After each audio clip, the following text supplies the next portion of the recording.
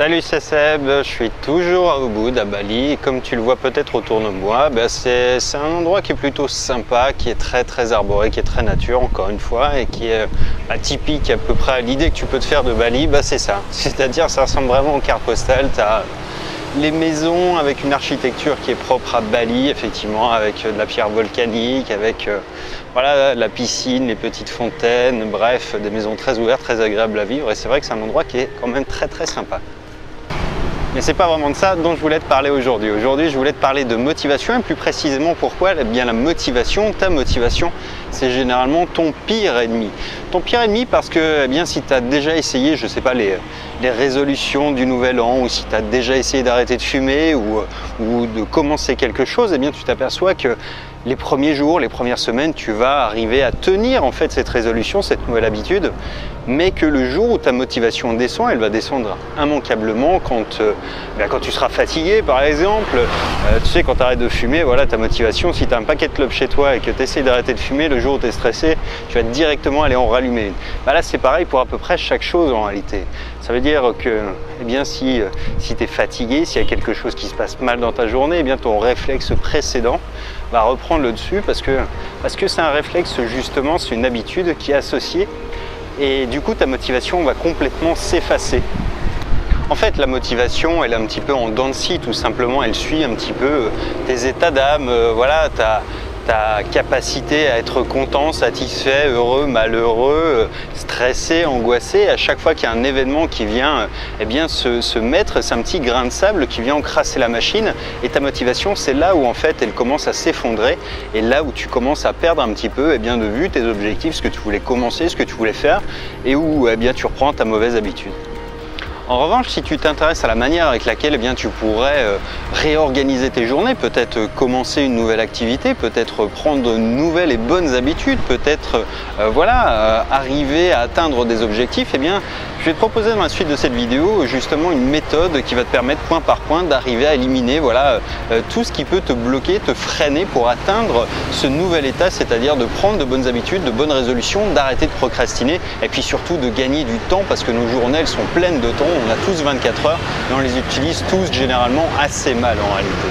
Alors on est revenu à l'hôtel et ça va être plus pratique pour discuter un petit peu. Et comme je te le disais, bien en fait, il n'y a pas pire que ta motivation pour eh bien, réaliser de grandes choses. D'ailleurs, peut-être eh bien, que tu aimerais te lancer dans de nouvelles activités. Peut-être eh bien, que tu rêves d'atteindre certains objectifs professionnels, personnels. Ça peut être d'apprendre une nouvelle langue, ça peut être de jouer d'un instrument de musique, ça peut être de créer une nouvelle activité, un nouveau business. Peut-être que tu veux juste avoir un petit peu plus de temps pour toi, éviter de perdre beaucoup d'énergie sur des petites choses et que tu aimerais perdre de mauvaises habitudes au détriment d'autres choses juste pour avoir une vie qui soit un peu plus simple à gérer. Peut-être que tu veux juste être plus serein, plus heureux, c'est-à-dire avoir moins de choses à traiter, faire un petit peu de ménage en fait dans tout ce qui peut encombrer tes journées.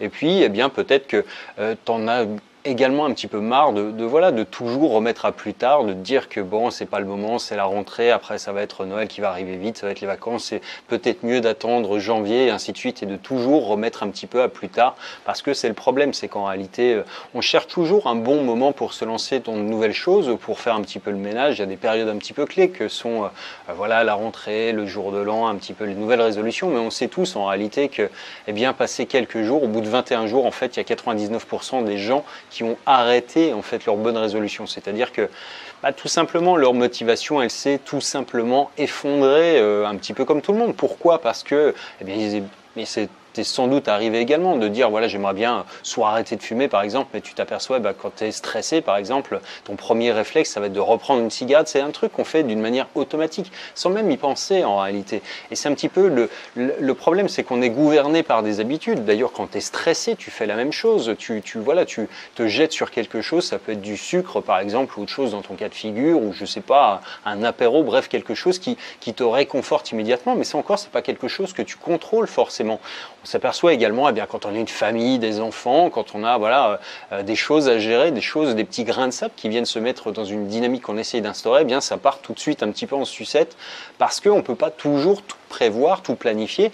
Et c'est vrai que, eh bien, on a généralement assez peu de volonté par rapport à ça parce que c'est difficile de lutter. Mais en réalité, pour avoir un petit peu creusé la question, c'est pas ta faute et c'est pas notre faute parce que c'est notre cerveau qui est fait comme ça. Quand tu y penses bien, c'est un petit peu comme eh bien, quand tu te retrouves dans un devant un étal de glace, tu sais, tu as peut-être 20 parfums et instinctivement, en fait, tu vas choisir vanille, chocolat, fraise. Pourquoi? C'est pas parce que tu manques d'idées, c'est simplement parce que c'est les parfums qui sont les plus utilisés quand on est enfant, les plus consommés quand on est enfant. Et du coup, eh bien, quand on ne sait pas quoi faire, quand notre cerveau il est un petit peu bloqué, il réagit par réflexe. Par habitude, et en réalité c'est ce qu'il prend parce que ce parfum là il lui rappelle quelque chose. De la même manière on fonctionne comme ça un petit peu avec la cigarette. Enfin je ne sais pas si tu as été fumeur, moi je l'ai été pendant longtemps. Effectivement le premier truc, sans même que tu t'en aperçoives quand tu es stressé, c'est que tu prends une cigarette, tu l'allumes, tu te retrouves en train de la fumer alors que tu n'as même pas eu l'impression d'avoir pensé à l'allumer. C'est un petit peu voilà la mécanique qui intervient. C'est pour ça que quand on va arrêter de fumer il faut toujours vider ses placards, avoir aucune clope à la maison, sinon c'est pas possible. On en reprend une d'une manière invisible sans qu'on s'en aperçoive.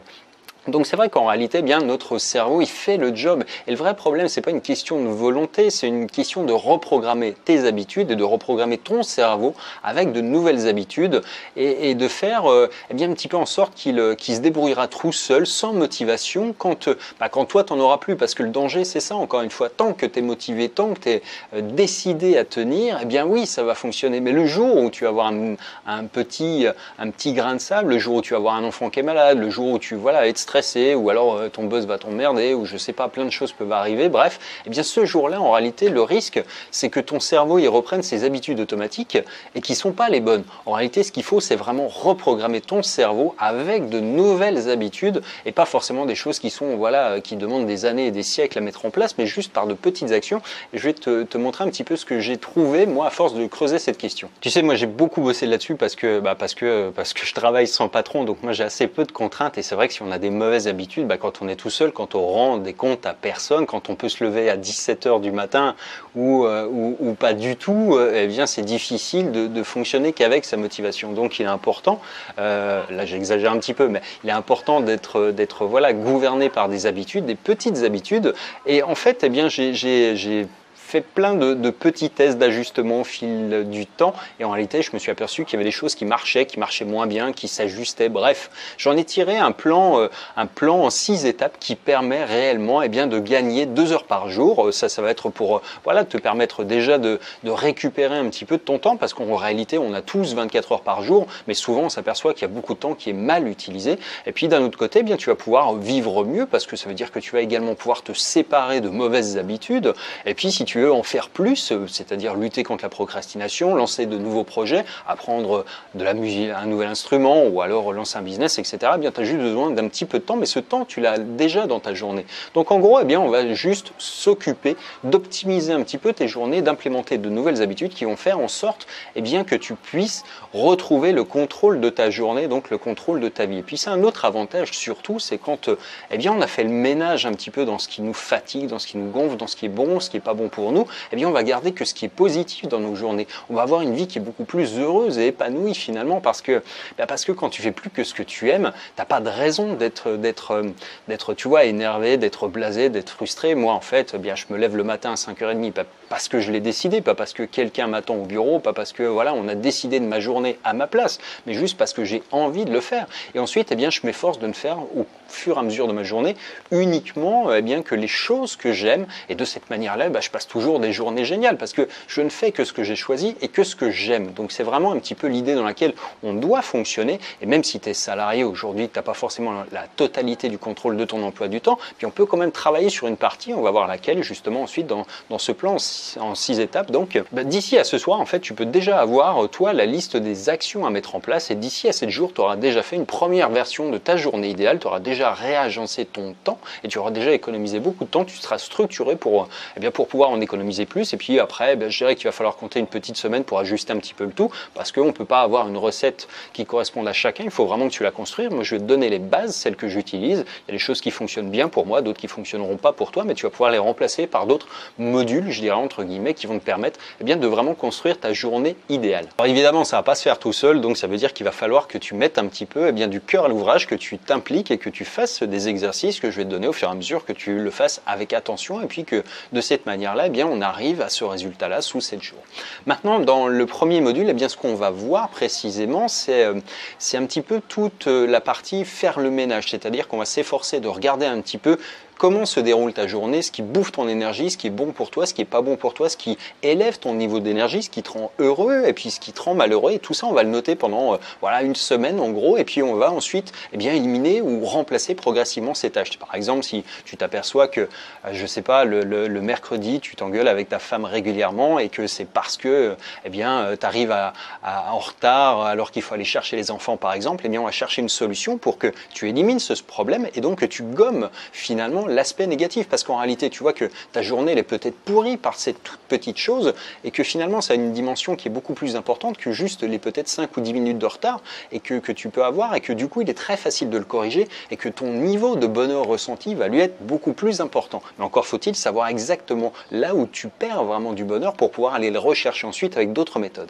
Dans le deuxième module, on va parler de Pareto, tu sais, les fameux 20% des actions qui apportent 80% des résultats. Ça s'applique à tout, ça s'applique à ta vie personnelle également, c'est-à-dire que tu peux vraiment chercher à chaque fois, par exemple dans ce qui te rend heureux, dans ce qui fait en sorte que ta journée se passe bien, mais il y a 20% des petites choses qui produisent 80% des effets. Le reste, ça veut dire qu'on peut l'éliminer pour pouvoir soit donner ce temps à la même chose, c'est-à-dire augmenter finalement ces 20% pour qu'ils deviennent 40, 50, 60%, ou bien on peut utiliser les 80% pour faire d'autres choses. Donc c'est vraiment une question de vision globale et de dire que Pareto, ça peut marcher pour ta vie personnelle aussi. Dans le troisième module, on va voir ensuite des outils qui vont permettre de faire le ménage dans ton cerveau. Tu sais, ton cerveau, c'est une formidable machine, c'est une machine qui fonctionne en automatique, en arrière-plan, sans que tu aies besoin de penser. Regarde par exemple, quand tu conduis, tu te perds un petit peu dans tes pensées et hop, tu as fait 10 km sans avoir eu l'impression de les faire, mais juste parce que ton cerveau, il fonctionne en pilotage automatique, il te permet de respirer, il te permet d'alimenter toute la machine de ton corps, qui est une formidable machine, mais qui est incroyablement complexe. Imagine si tu devais penser à chaque fois que tu respires à respirer, imagine à chaque fois que tu fais un pas et s'il fallait penser à le faire, etc. Non, tout se fait un petit peu en automatique, mais cette machine a un énorme défaut, c'est qu'elle s'encrasse. Elle s'encrasse quand on met trop de choses à l'intérieur et ton cerveau, en fait, il a besoin d'être gardé au propre. Ça veut dire qu'il y a des procédures qu'on peut mettre en place avec des outils qui te permettent de faire le ménage parce que c'est un petit peu comme un ordinateur. Prends un parallèle, ton bureau d'ordinateur, quand tu as, je sais pas, posé 150 raccourcis dessus, il fonctionne moins bien, ton truc, tu ne retrouves plus rien, tu n'avances plus, tu te perds un petit peu, c'est pareil. En fait, ton cerveau, il faut éliminer toutes les pensées négatives, il faut les structurer, il faut faire en sorte d'éliminer ce qui ne sert à rien et en fait garder de l'espace pour des choses qui sont positives et qui sont importantes. Dans le quatrième module, on va parler d'arrêter de remettre au lendemain. On va éliminer la procrastination avec des astuces qui sont très simples mais qui fonctionnent diaboliquement bien, notamment ces habitudes. Les habitudes, celles que je te donnais tout à l'heure comme exemple, c'est de dire que tout simplement quand tu n'as pas la motivation, parce qu'on est tous pareil, moi aussi je me lève, je suis fatigué, j'ai pas envie de le faire, mais il y a des choses que je fais par automatisme, c'est-à-dire qu'on va associer en fait des actions à des petits déclencheurs qui font qu'un petit peu comme le matin quand tu te réveilles, tu vas te brosser les dents ou alors après chaque chose, en fait, tout s'enclenche naturellement. Et en fait, on va profiter de la mécanique de ton cerveau réellement pour implémenter de micro-habitudes. Ça veut dire, par exemple, si tu veux te mettre au sport, je ne vais pas te dire qu'il faut faire 100 pompes le matin parce que tu vas peut-être le faire une fois, 2 fois, 10 fois, puis un matin, tu vas te dire, je suis claqué, j'ai pas envie de le faire. Donc, en fait, ce qu'il faut, c'est toujours avoir une micro-habitude, quelque chose qui s'enclenche. Par exemple, si tu veux commencer à faire des pompes, on va dire que après t'être brossé les dents, tu vas faire une pompe. Et puis tu vas te dire, tant que je suis en train d'en faire une, j'en fais un peu plus. Donc ça veut dire qu'en réalité, il est possible de le faire, mais pour plein de choses, que ce soit pour l'apprentissage d'une langue. Moi, par exemple, le matin, j'ai un logiciel qui me permet d'ingurgiter 20 nouveaux mots de vocabulaire en anglais. Parce que je suis un peu faible en vocabulaire, donc je travaille un petit peu là-dessus. Et donc, ça me permet de travailler mon anglais. Et puis j'ai un déclencheur qui est de dire, juste après que j'ai fait telle autre action, c'est-à-dire une fois que j'ai fini de petit déjeuner, je passe à ça. Donc ça veut dire que une fois que je sais petit déjeuner, mon cerveau il attend que je me mette à l'anglais et j'apprends 20 mots, pas plus. 20 mots c'est raisonnable, ça te fait 10 minutes de travail. Tu vois, 10 minutes c'est rien. Ensuite je fais un petit peu de lecture, donc c'est pareil. En fait tu as toute une mécanique comme ça que tu peux organiser, implémenter vraiment au sein de ton cerveau pour que ça se mette en place naturellement. Dans le cinquième module, on va parler d'automatisation parce qu'en fait aujourd'hui, la technologie, elle te permet de remplacer quasiment un assistant personnel par, un script par exemple qui va te faire, je sais pas, par exemple tu as FTT qui va te transférer automatiquement les photos où tu es tagué sur Facebook vers ton dossier photo de Dropbox. Ça existe, mais on peut le faire pour plein de choses dans ta vie personnelle. Tu sais, ça aussi, ça encombre ton esprit de dire il faudrait que je pense à faire un backup, il faudrait que je pense à acheter du papier toilette. Non, tout ça, en fait, on peut l'automatiser, on peut le systématiser et on peut faire en sorte de ne plus avoir jamais besoin d'y penser. Il y a des choses, en fait, qui te permettent de gérer des listes de courses en automatique. Par exemple, ça veut dire que tu sais que tu consommes 10 papiers de toilette par mois. Bref.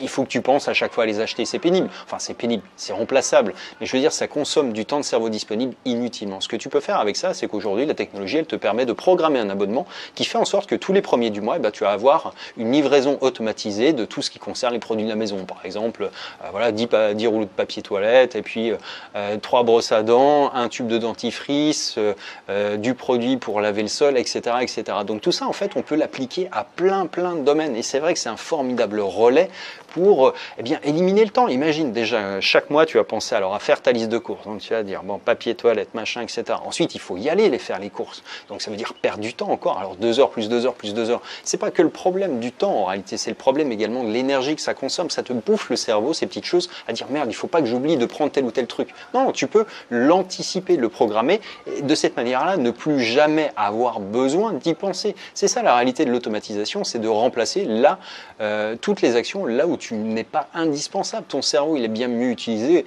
à lire un livre, par exemple, ou en 1 heure, par exemple, tu peux lire 5 résumés que je fais. Tu vois, 5 résumés, c'est nettement plus intéressant pour ton développement personnel que d'aller passer ton après-midi chez Carouf. Il n'y a pas photo entre les deux. Donc, ça veut dire qu'il y a vraiment, en fait, toute cette capacité technologique à utiliser pour rendre ta vie plus simple, meilleure et surtout nettement plus agréable. Et puis, dans le 6e module, Eva, on va parler de l'amélioration perpétuelle. Ça, c'est un process qui est très intéressant. Ça veut dire qu'en fait, à chaque fois qu'on pose une procédure sur le papier, que tu as défini quelque chose qui marche, on va toujours chercher à l'améliorer. Parce qu'il y a toujours une manière plus simple, plus rapide, plus agréable de faire une tâche. Ça veut dire que ton processus, il va être figé un petit peu au départ, et puis ensuite, on va s'efforcer de toujours trouver quelque chose de plus pertinent, de plus rapide, ou de plus sympa, pour que ça soit encore plus facile, encore moins chronophage, encore moins pénible pour ton cerveau d'avoir à l'exécuter ou à pas l'exécuter. Ça veut dire que, comme ça, tu vas toujours avoir de la nouveauté, de la variété également dans ta vie, parce que c'est un problème aussi dans ce qu'on fait, et ça j'en ai parlé dans une vidéo il n'y a pas très longtemps, c'est que notre cerveau, en fait, il a besoin de variété. Il n'y a pas pire pour un être humain que d'être, enfermé dans 8 mètres carrés, par exemple, en prison. C'est quelque chose qui est hautement dépressif, parce que tu n'as aucun horizon, tu n'as aucune perspective, tu n'as aucune variété dans ton environnement. Évidemment, bon, là je suis pas en train de plaider pour que les prisons elles soient transformées en jardin, mais c'est pas le débat. Mais je veux dire, c'est exactement la même manière pour quelqu'un qui travaille dans une usine et qui voit pas les lumières du jour pendant la journée. Tu imagines quelqu'un qui, je sais pas, commence. Je faisais ça moi quand j'étais étudiant, je travaillais le matin à 6 heures, donc je me levais à 5 heures du mat. Après, je finissais à 14 heures et la semaine d'après, en fait, je travaillais de nuit. En fait, la semaine d'après, je voyais pas le jour, parce que je finissais de bosser à 6 heures du matin, je me levais, il devait être 14-15 heures, et puis c'était en France en pleine période automnale, donc autant dire qu'à 17 heures, c'était plié. Et donc, tu vois, je voyais 2 heures de soleil par jour et encore de lumière par jour, et donc c'était vraiment hautement dépressif parce que je voyais rien, mon horizon était vraiment bouché, fermé. Il n'y a pas pire pour ça. Donc c'est vrai qu'on a besoin de tous ces éléments-là pour, encore une fois, se construire une vie qui soit, ou du moins des routines, des habitudes qui soient à la fois agréables, qui soient enrichissantes, et puis qui te permettent d'enlever tout le côté annihilant de certaines tâches qui sont franchement inutiles, comme aller faire ses courses, comme remplir une déclaration d'impôt. Bref, il y a plein de moyens d'éviter de faire tous ces trucs-là, et il faut s'en servir aujourd'hui. Donc tu l'auras compris avec tout ça, d'ici à ce soir, tu peux déjà avoir commencé une liste de tâches, de choses à faire, de choses à automatiser, de choses à planifier, de voir un petit peu comment tu pourras t'organiser. Puis d'ici à 7 jours, tu auras déjà terminer ta première version de ta journée idéale, de ta semaine idéale, et donc du coup, tu auras commencé à économiser 2 heures par jour, tu auras peut-être commencé à apprendre une nouvelle langue, une nouvelle activité, peut-être commencer un nouveau business, ou alors juste avoir récupéré 2 heures de temps pour profiter un petit peu plus du temps pour passer avec tes enfants, ta famille, ou que sais-je encore. Bref, c'est à toi de voir pour le coup, mais c'est vraiment quelque chose qui est facile à mettre en place. Encore une fois, il va falloir en revanche que tu t'appuies appliques, à faire tous les exercices qui vont avec, parce que c'est à toi de construire cette mécanique. Donc si cette formation t'intéresse, eh bien je t'invite à cliquer sur le lien qui vient d'apparaître dans la vidéo pour en savoir plus. Et puis eh bien dis-toi que je ne sais pas voilà combien vaut aujourd'hui 1 heure de ton temps chaque jour, c'est-à-dire ça peut être 1 heure, mais moi je te promets 2 heures. 2 heures, tu vas pouvoir les récupérer. 2 heures sur un mois, ça fait 60 heures. Sur 6 mois, eh bien ça fait 360 heures. Sur un an, ça fait 720 heures. C'est-à-dire qu'il y a énormément de choses que tu vas pouvoir faire avec ce temps. Imagine 720 heures de récupérer sur ton quotidien, c'est quelque chose qui est colossal. C'est voilà, un temps plein, c'est 150 heures. Donc ça te fait 4 mois et demi quasiment de temps comparé à ton travail de récupérer, dans lequel tu vas pouvoir investir toute cette énergie, tout ce temps dans la création d'une activité, peut-être juste pour passer plus de temps avec tes enfants, pour faire des choses qui te concernent toi, qui t'intéressent, qui te motivent, qui te passionnent. Ça peut être des loisirs, ça peut être te lancer dans une nouvelle aventure, ça peut être, je sais pas, peut-être voilà, te mettre à la lecture, lire beaucoup plus, ou alors te mettre à la cuisine, à la peinture ou à un instrument, bref, peu importe. Mais tout ce temps, toute cette énergie bien que tu vas pouvoir récupérer, tu vas pouvoir quand même faire des choses extraordinaires avec ça, ce qui est bien peu comparé au prix de ce que va te coûter cette formation. Tu sais, moi, pendant très longtemps, en fait, j'ai eu une société avec des salariés en France pendant 7 ans et demi, en fait, à vrai dire. Je suis commencé tout seul, c'était très chronophage, et puis à la fin, j'étais avec jusqu'à 15 salariés, c'était encore plus chronophage. J'avais l'impression de ne pas du tout avoir la maîtrise de ma vie. Aujourd'hui, en fait, eh bien, j'ai voilà, abandonné toute cette forme d'économie classique, et puis maintenant, je travaille sur Internet, comme tu le sais. Ça me permet de voyager beaucoup, mais aussi de continuer à travailler, de continuer à travailler en voyageant, parce que je suis organisé parce que j'ai structuré mes journées, parce que j'ai des habitudes qui me permettent en fait de travailler autant à Bali, là où je suis actuellement, qu'à Phnom Penh où je suis basé, qu'à Bangkok, en Thaïlande, que voilà, en Malaisie où je vais aller prochainement. Et puis tout ça c'est rendu possible par la technologie, mais pas seulement. Imagine si je passais mes journées en fait à faire le touriste, à aller voilà, juste regarder les musées, faire du lèche-vitrine, ça ne marcherait pas. Pour ça, pour arriver à faire ce que je fais aujourd'hui, eh bien il faut avoir des habitudes, mais c'est pas très compliqué à faire en fait quand tu as une bonne méthode de reprogrammer ton cerveau pour que vraiment eh bien, tu puisses tirer parti vraiment de tes journées, arrêter de procrastiner, parce que c'est vrai, moi aussi je pourrais me dire tiens, tu vois, j'ai la piscine dernière, bon, je vais aller me baigner plutôt que de faire une vidéo, mais en fait quand tu as mis en place eh bien, toutes ces techniques, toutes ces structures, quand ton cerveau il était vraiment reprogrammé, eh bien c'est possible d'arriver à être conditionné pour faire les choses. Et moi si je veux aujourd'hui, parce que je me lève à 5h30 du matin, mais encore une fois c'est pas une obligation pour toi, eh bien ma journée elle peut être finie à midi si je veux, parce que voilà, j'ai fait l'essentiel, j'ai déjà passé une grosse partie de mon temps à travailler, j'ai travaillé efficacement, uniquement sur ce que j'aime, et moi en fait à 14h je peux partir déjeuner heureux parce que voilà, j'ai pas eu de compte à rendre, je me suis pas pris la tête avec qui que ce soit, j'ai pas voilà, géré de mauvaises nouvelles, de choses qui me bouffent de l'énergie. Je me suis concentré exclusivement sur ce qui me faisait plaisir et sur les activités qui m'intéressent réellement.